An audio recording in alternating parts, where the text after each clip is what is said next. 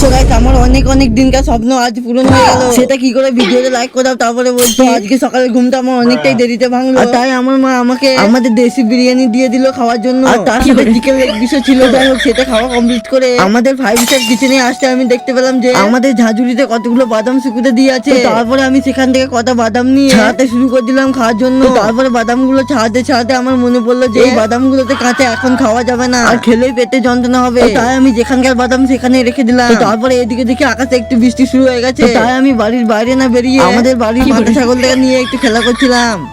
তো তারপরে বৃষ্টি থামতে আমি আমাদের রাস্তার ধারে এসেছিলাম। আমাদের রাস্তার ধারে একটা গাছ আম কুড়ুতে, কিন্তু সেখানে অনেক খোঁজাখুঁজির পরেও একটা আম পেলাম না। তো তাই আমি আমাদের রাস্তার ধারে একটা গুল্লে গাছ থেকে কতগুলো গুল্লের ফল তুলে নিলাম।